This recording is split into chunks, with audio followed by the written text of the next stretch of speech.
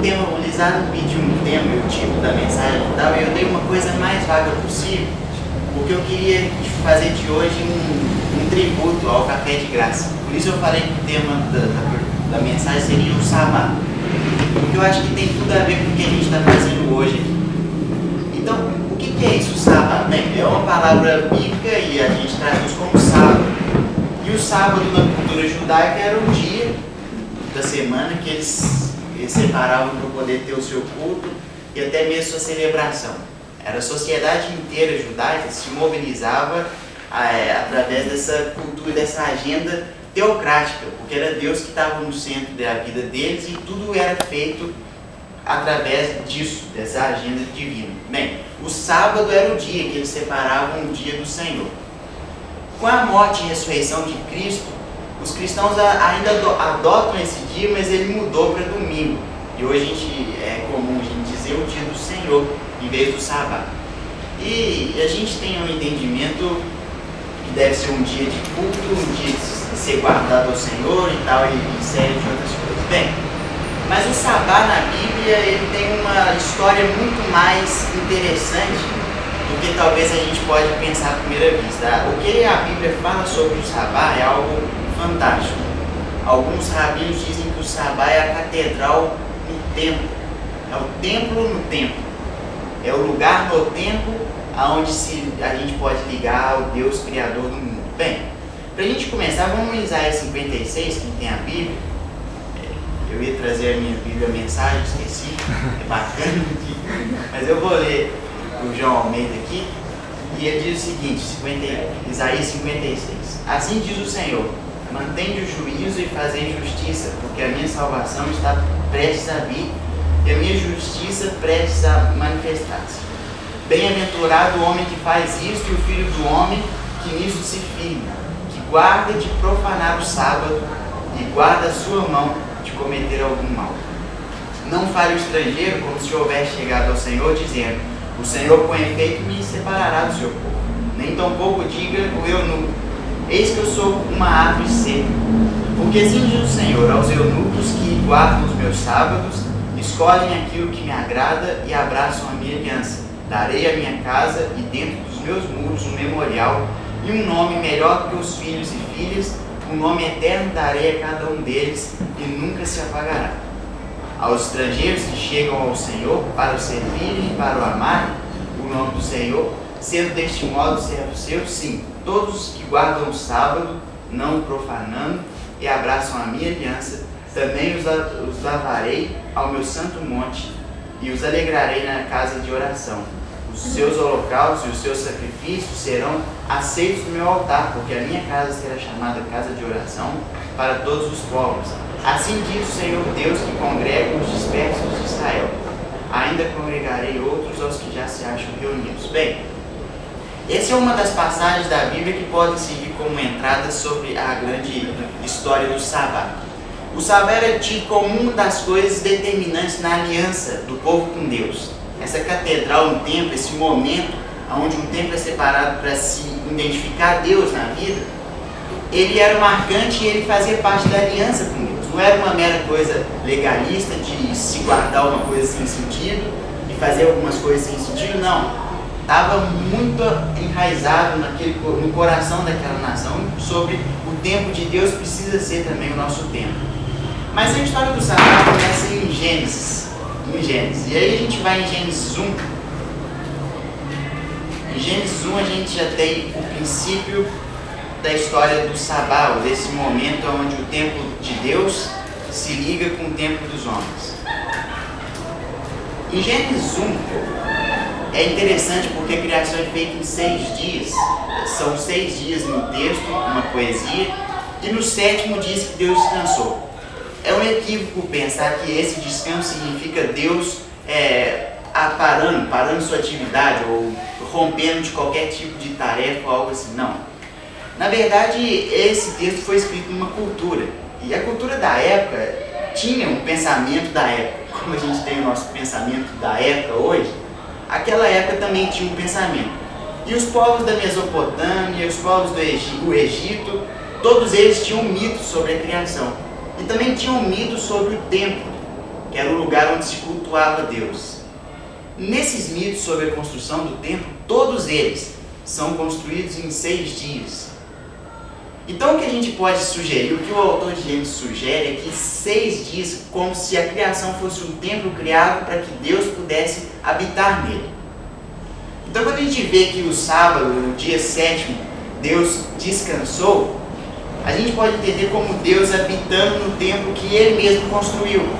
É por isso que depois Ele diz que não habitarei em templos feitos por mãos humanas, e também depois a gente tem o primeiro mártir da igreja, que é morto exatamente por pregar isso, Estevão.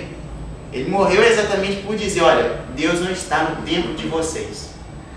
O Espírito de Deus não pode ser reduzido a um local. Você não pode chamar a casa de Deus um local. O Espírito de Deus explode, ele habita em todo...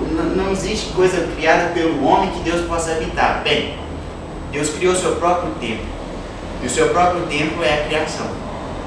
Mas essa criação e essa habitação de Deus no mundo impõe um ritmo.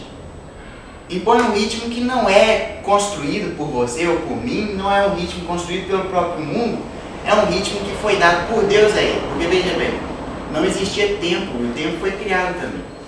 E quando Deus criou o tempo, a matéria e o espaço, ele dizia, e foi muito bom que eu criei. A Bíblia não está preocupada em dizer como ele criou, a Bíblia está preocupada em dizer que ele criou. E uma das coisas interessantes sobre o tempo é que ele impõe um ritmo ao seu mundo. Um ritmo possível para que o mundo possa sentir que há um Criador. Um ritmo adequado para que o homem possa lembrar que de onde surgiu, de quem o criou, quem é o soberano, quem é o Deus que está por trás disso tudo. Um ritmo. Esse ritmo é o Sabá. O momento onde o Deus que criou o templo e habita nele é reconhecido pelas suas criaturas, o homem e por toda a sua natureza. Agora, da onde você consegue tirar tudo isso de Gênesis? Bem, não é só de Gênesis, e para isso a gente vai no Levítico 25 e ver uma outra questão do Sabá muito interessante. Levítico 25 diz o seguinte: todo o capítulo é sobre as leis que regulariam esse Sabá de Deus, o sábado e tal. O capítulo 25, versículo 1 diz: diz o Senhor a Moisés no Monte Sinai, fala aos filhos de Israel e diz-lhes, quando entrardes na terra que vos dou, então a terra guardará o sábado ao Senhor. Veja bem, a terra guardará. Existe uma ligação muito concreta entre Deus e a criação, entre Deus e o mundo. Ele é menos espiritual do que muita gente. Ele tem um envolvimento profundo com o mundo. E diz o seguinte, versículo 3: 6 anos semearás o teu campo, e 6 anos podarás a tua vinha, e colherás os seus frutos. Porém, no 7º ano, o ano do Sabá, haverá sábado de descanso solene para a terra. Esse 7º ano a terra encontraria Deus, o tempo de Deus. Seria um ano para a terra poder ter esse contato com o ritmo imposto pelo Criador. Bem, ele continua. O sol, versículo 5: o que nascer de si mesmo na sua seara, não cegarás, e as uvas da tua vinha não podada, não colherás. O ano de descanso solene será para a terra. Percebe? Será para o mundo que eu criei. Então o Sabá tem implicações cósmicas, universais. E ele continua: mas os frutos da terra em descanso vos serão por alimento. O que a terra produzir esse ritmo de Deus, no tempo de Deus, vocês poderão utilizar como alimento. A ti, ao teu servo, e a tua serva, ao teu jornaleiro e ao estrangeiro que peregrina contigo. E ao teu gado e aos animais que estão na tua terra, todo o seu produto será por mantimento. Agora, versículo 8: contará 7 semanas de anos. Cada dia dessa semana, um ano. Então, 7 semanas de anos, 49 anos. 7 vezes 7 anos, de maneira que os dias das 7 semanas de anos te serão 49 anos. Então, no mês 7º, ao 10 do mês, farás passar uma trombeta vibrante. O dia da expiação, fareis passar a trombeta para toda a vossa terra. Então, haveria uma espécie de sabá dos sabás. 7 vezes 7 anos, 49 anos, haveria um momento de celebração, que a gente pode chamar como o Yom Kippur dos judeus, é o dia do perdão, o dia da expiação. um sabá de proporções enormes. E o que esse sabá fazia era coisas impressionantes na vida desse povo judeu. Porque percebe, havia 12 tribos. Essas 12 tribos, eles se interagiam e tal, e talvez eu poderia adquirir riquezas e compraria a tua terra. Talvez você não teria como pagar algo que você pegou de mim, então você seria meu escravo. Isso acontecia. Relações humanas. Eu comprava a tua terra, talvez você não tinha como pagar uma dívida, você virava meu escravo, ou eu pegava uma porção de terra sua e tal. Mas depois desses 49 anos, se tivesse algum escravo, seria liberto. Se tivesse alguma dívida, seria pago. Se eu comprei uma terra da tribo de Benjamim, eu devolveria a eles, porque é a terra dos benjamitas, não minha. Então esse sabá era um recomeço, uma espécie de recomeço para todo tipo de endividado, para escravo, para quem não tinha mais a sua terra. Era uma coisa de implicações profundas na vida deles. Então era uma chance de o que tentava regular é que não houvesse pobreza, que não houvesse escravidão, que não houvesse nada indigno do ser humano ou imoral ao ser humano. Era essa a preocupação do ano solene, o sábado dos sábados, a gente pode pensar. O versículo 11 diz: no ano 50º vos será jubileu, não semeareis nem cegarás o que nele nascer de si mesmo, nem colhereis as uvas das vinhas e não podais. Porque é jubileu, santo será para vós outros o produto do campo comereis. Neste ano do jubileu tomareis cada um a sua possessão. Quando venderes alguma coisa ao teu próximo, ou comprares da mão do teu próximo, não oprimas teu irmão. Segundo o número dos dados deste jubileu, comprarás do teu próximo, e segundo o número dos anos dos meses, ele venderá a ti. Bem, então o texto vai falar sobre todas essas questões que eu já havia mencionado aqui. O jubileu dos jubileus. Então, quando a gente depara com o sabá na Bíblia, ele não trata tanto do que não se pode fazer nesse dia, mas o que se deve fazer nesse dia.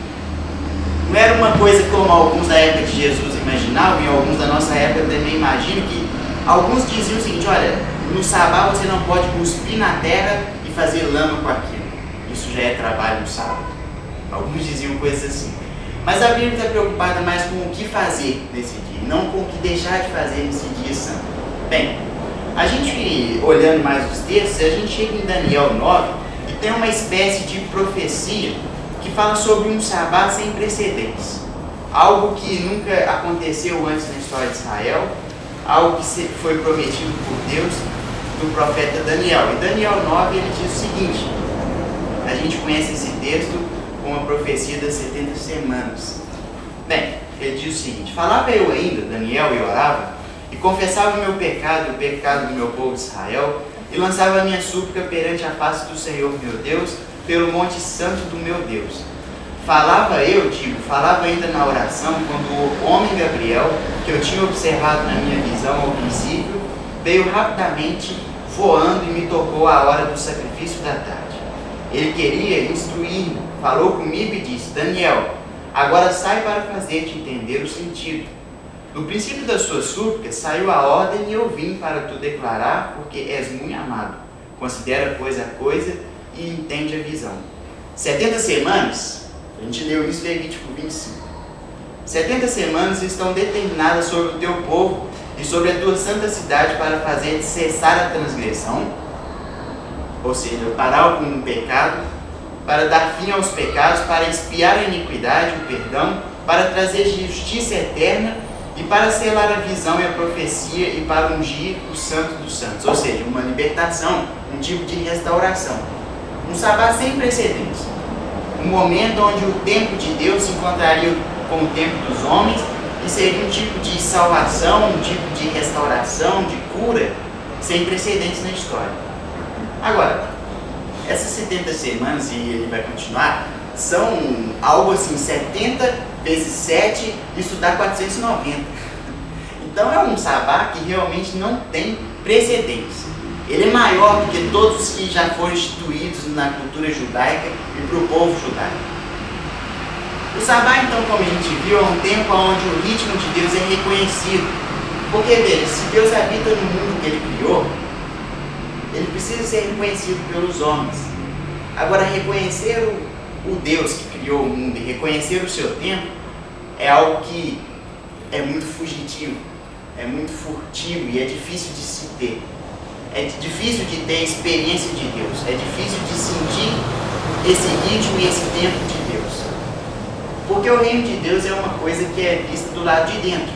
O reino de Deus é uma espécie de espaçonave invisível que você pode passar o tempo inteiro e você não vê, até que ela te puxa para dentro e aí você vê que está dentro de uma nave. O próprio Jesus diz isso, só pode ver o reino de Deus aquele que nascer de novo. O reino de Deus é visto do lado de dentro. A percepção de Deus, ela é vista do lado de dentro, quando se respeita os seus termos, quando se respeita o seu tempo, quando entende o seu ritmo, quando vive o seu sábado. Aí você experimenta Deus. Agora, como então perceber Deus, como então sentir Deus, como então ter o entendimento que há um ritmo, que há um tempo, e que deve ser, que foi criado por Deus e deve ser apreendido por nós. Depois de toda essa volta no Antigo Testamento, a gente chega no Novo, e aí a gente vai entender por que Jesus era constantemente perseguido porque ele curava nos sábados. Ele entra no Novo Testamento e o povo tinha essa mentalidade que agora a gente falou. A mesma mentalidade que foi exposta agora é que o povo tinha quando Jesus chegou fazendo o que ele fez. Então, para começar, Marcos 1, ele diz o seguinte, Marcos 1, versículo 15, versículo 14, diz o seguinte: depois de João ter sido preso, foi Jesus para a Galiléia pregando o Evangelho de Deus, dizendo: o tempo está cumprido e o reino de Deus está próximo. Arrependei-vos e crede no Evangelho. Percebe? O tempo está cumprindo. O tempo de Deus, o sábado, sim. Até o tempo de Deus encontrou o seu cumprimento, o seu clímax naquele momento. O que Jesus vai trazer através dos Evangelhos é que nele o tempo de Deus e o tempo dos homens se encontrariam. Não só o templo, porque Jesus diz isso. Eu sou o templo. Quando Jesus purifica o templo, ele estava dizendo assim, olha, acabou com os sacrifícios, porque agora o templo, o lugar onde você encontra Deus, sou eu. Acabou com esse tipo de adoração. Não vai ser no monte, não vai ser naquele outro monte. Quem vai adorar a Deus? Quem adora Ele em espírito e em verdade. O que adora Ele a partir de mim. Porque eu sou o templo. Mas Ele não é só o templo, como Ele também é o templo de Deus. E Ele deixa isso claro em Lucas 4, quando Ele diz, é conhecido esse texto como o manifesto do Nazareno. E o Lucas 4 diz o seguinte, o versículo 16: indo para Nazaré, onde fora criado, entrou num sábado, no sabá, na sinagoga, segundo o seu costume, e levantou-se para ler. Então lhe deram o livro do profeta Isaías, e abrindo o livro, achou o lugar onde estava escrito: o Espírito do Senhor está sobre mim, pelo que me ungiu para evangelizar os pobres, enviou-me para proclamar libertação aos cativos e restauração da vista aos cegos, para pôr em liberdade os oprimidos e apregoar o ano aceitável ao Senhor. Esse ano aceitável ao Senhor, é o jubileu, é o sabá. E ele continua. Tendo fechado o livro, devolveu o assistente, sentou-se e todos na sinagoga tinham os olhos fitos nele. Então passou Jesus a dizer-lhes: hoje se cumpriu a escritura que acabais de ouvir. O que significa Jesus dizer isso naquela cultura? Significa ele encarar todos eles e dizer: olha, sabe todo esse pensamento sobre o sabá, sobre o dia de cura, de restauração, de salvação, esse momento onde o tempo de Deus encontra e favorece o tempo do homem? Pois é, está cumprindo em mim. Eu sou o sabá dos sabás. Em outro texto, em Marcos, ele diz: eu sou o Senhor do sábado. Senhor do sábado, em outras palavras, é: eu sou o sabá em pessoa. O que Jesus trouxe, a proposta de Jesus é que nele o ritmo pode ser restaurado. Nele, o tempo de Deus pode ser alcançado novamente. E a percepção de Deus pode ser alcançada novamente, porque Ele é o sabá, e o sabá que traz cura, libertação e salvação. Porque o sabá vem com ele também com uma vocação. Ser sabático significa ter uma vocação, ter uma missão, e não só ter uma experiência de Deus. Bem, e com isso tudo, Jesus inaugura o seu ministério com uma mensagem explosiva, radical. E um outro texto fantástico, que é uma cura no sábado, é em João 5.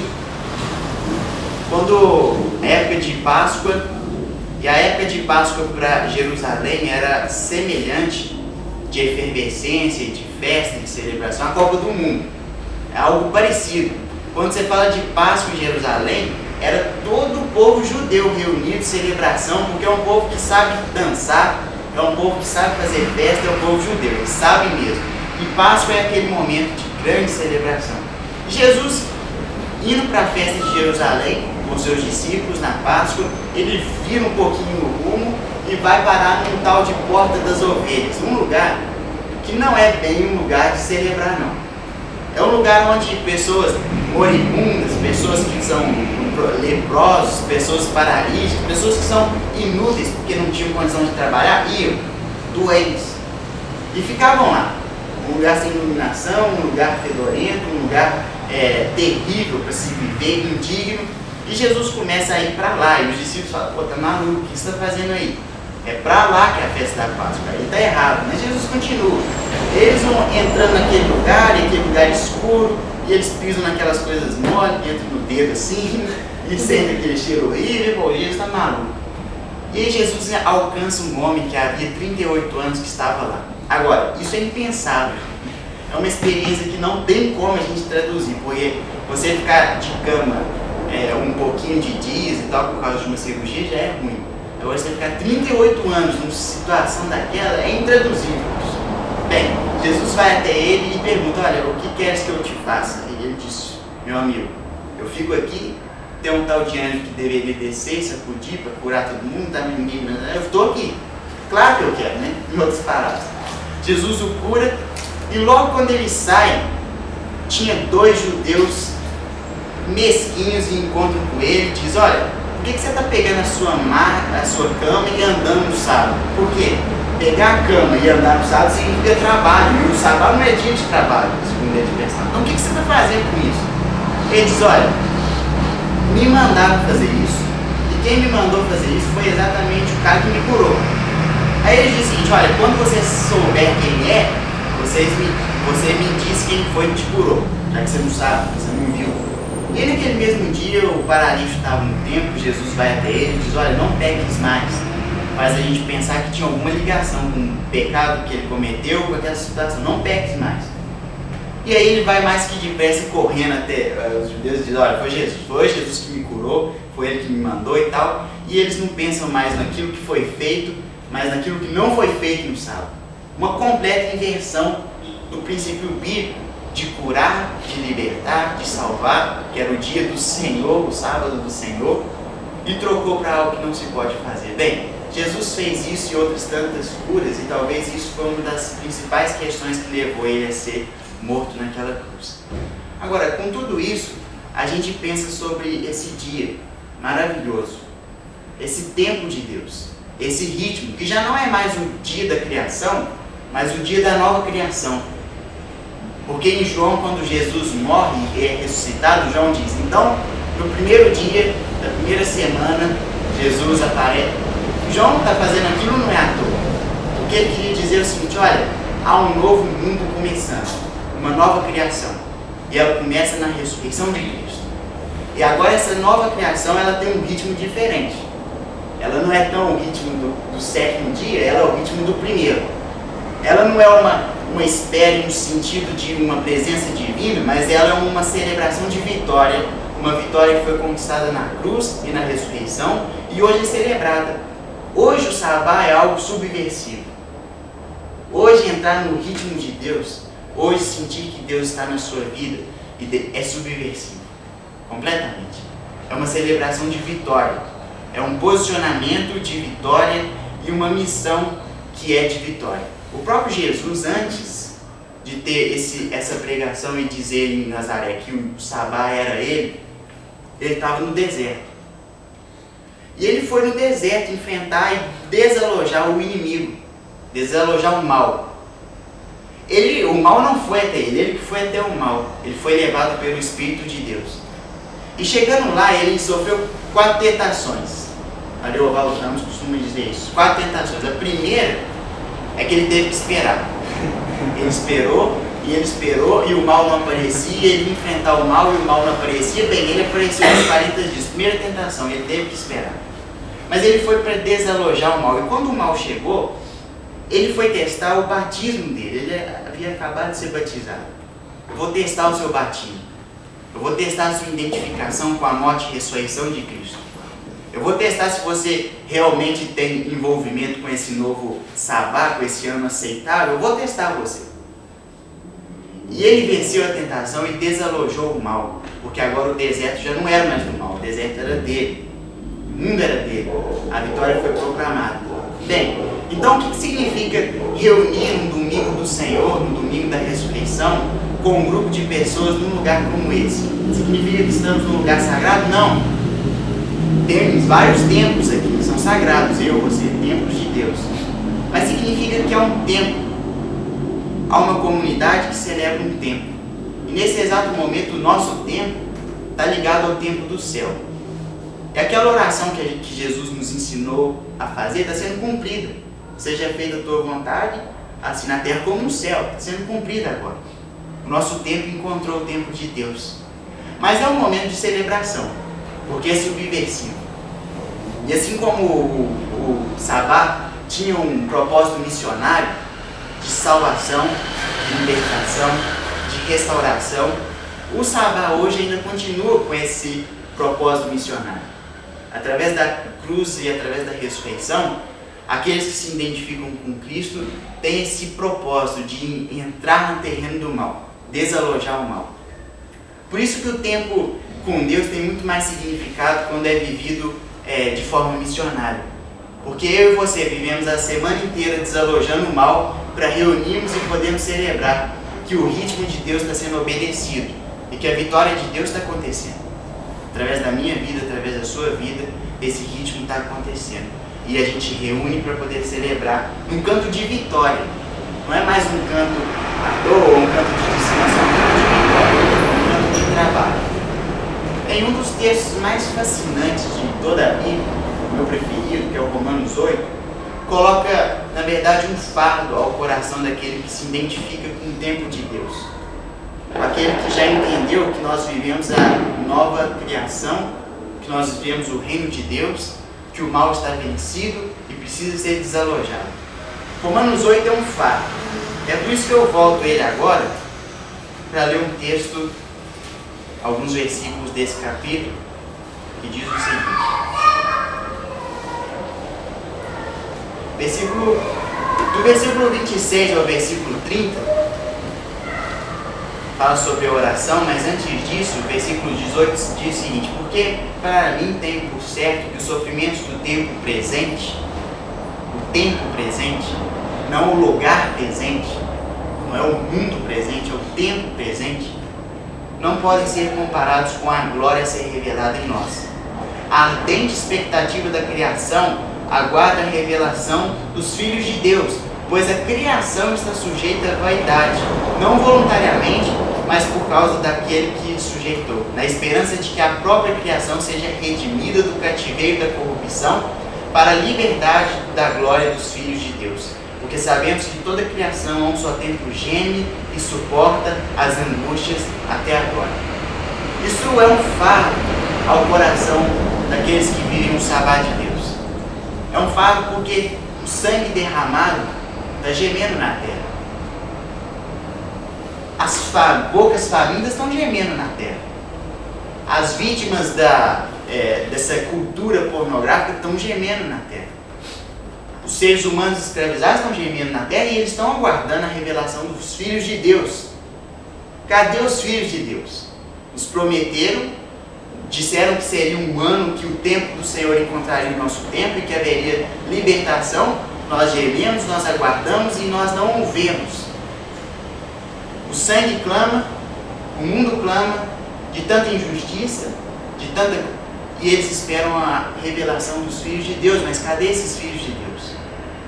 Então é um fardo para aquele que se identifica com o tempo de Deus, o clamor da criação, o clamor do mundo, o clamor das almas, o clamor da vida que está deixando de ser vida, o clamor da vida que deveria estar sendo comparada com a ressurreição, mas está vivendo a morte. O clamor da vida que deveria estar vivendo a abundância do tempo de Deus e está vivendo a desgraça da corrupção do pecado. Eles clamam, eles clamam. E por isso é importante essas reuniões como essa aqui. Porque enquanto eles estão clamando, existem vários de nós, que estão indo atrás e mostrando, olha, nós viemos aqui para revelar Deus, nós somos os filhos de Deus. E através de nós, o hoje de Deus, o tempo de Deus, o sabá de Deus vai acontecer na sua vida. Porque hoje é o tempo sobremodo oportuno, hoje é o dia da salvação, é hoje. É hoje. Através do que Cristo fez, nós trazemos o tempo de Deus para hoje. Não para daqui 7 anos, não para daqui 49 anos, não para daqui 490 anos. É para hoje. E se vocês nos aguardam, nós vamos até vocês. E se vocês precisam, nós alcançamos vocês. Se vocês precisam ser curados, nós vamos curar. Se vocês precisam ser libertos, nós vamos libertar. Se vocês precisam de esperança, nós vamos te dar. Nós somos os filhos de Deus, nós vivemos o sabá de Deus.